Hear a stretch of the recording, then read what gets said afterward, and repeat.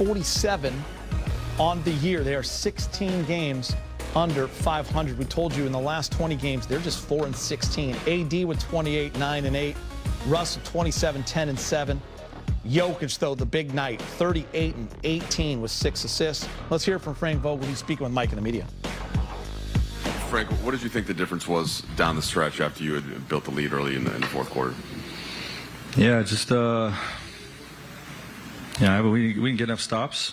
You know, I think the number one thing is our defense on Joker.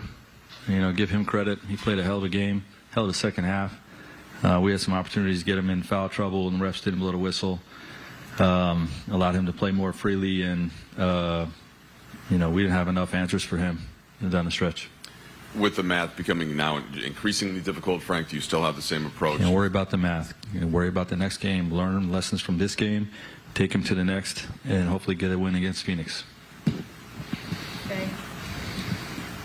Frank, as much as you guys were overcoming the very real challenge of playing without LeBron James, the guys who were in there were things like turning the ball over under your own basket, fouling at the end of the half, missing layups. Do you feel like there was some level of correctable mistakes that led to the loss? Yeah, I mean, you got to finish all those plays. You got to finish at the basket. You know, the way we closed out the half was disappointing. We made an incorrect help and gave up a 3, and then we fouled a guy taking a heave. You know, those are mistakes that get you beat. You know, but I do believe that the guys that were in there competed their asses off. I was proud of their fight. You know, and it sucks we can't get over the damn hump and you know, put a W on the board when we need it. But our guys' spirit is really pure, and they're fighting a good fight. We just keep falling short. Frank, what did you see specifically from AD in that sense? It looked like he was warming up in the tunnel between shifts, and also was there any thought to putting him on Joker more as the game hit kind of? Well, we did put him on Joker down the stretch. You know, Dwight wanted to eat minutes up with Dwight, but Dwight, I mean, Joker causes all kinds of matchup problems. You know, with his ability, his unique skill set. You know, his ability to roll the basket, post, stretch somebody like Dwight out to the three-point line. You know, and create switch confusion. You know, with his, you know, what we call our veers. So. You know, credit him, but we tried a number of different things on him and weren't able to slow him down. And just go back to AD, just sort of him gutting it out. Like, yeah, look, he's doing everything he can. You know, the longer he stays out there, you know, the more sore the foot is, and you see him wincing and you see him struggling, and you know, we're trying to use him as much as we can without overdoing it. And, you know, understanding that some of those finishes, you know, Dave was talking about at the rim, you know, he's not quite 100%, you know, but he's giving us everything he can. He's playing with a lot of heart. I'm proud of him. You know, we're just keep falling short.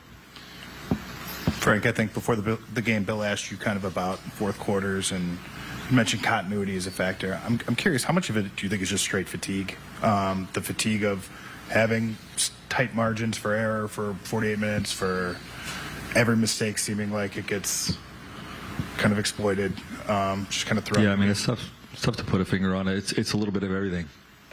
You know, maybe it's a little bit of fatigue. Guys not having AD doesn't quite have his legs under him yet.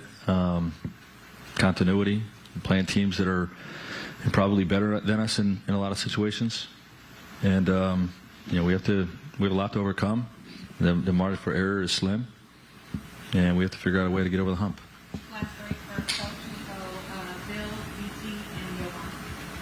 Frank, obviously the frustration of not getting wins is paramount, but I'm sensing like some real pride on your part with the fact that these guys are competing and that you got that kind of performance in a game without LeBron. What's that experience like for you as a coach? I mean, obviously wins are how everybody gets judged, but I mean, can you leave here, you know, with pride? Is pride the right word for like how these guys? It is the right word, and what's it like? It sucks. It sucks telling these guys every game, proud of you, good effort. We lost. So it's not fun, but it could be worse. You know, if things were unraveling. Our group has stayed together. They're putting in a good fight. Their attitude has been wonderful in terms of just like working together to get this thing right. And it's just disappointing to come in and, just keep saying we fell short. On Tuesday, the Lakers take on the Phoenix Suns on the road. Game time is at 7:30 here on Spectrum Sports. Then we'll get you ready for tip-off.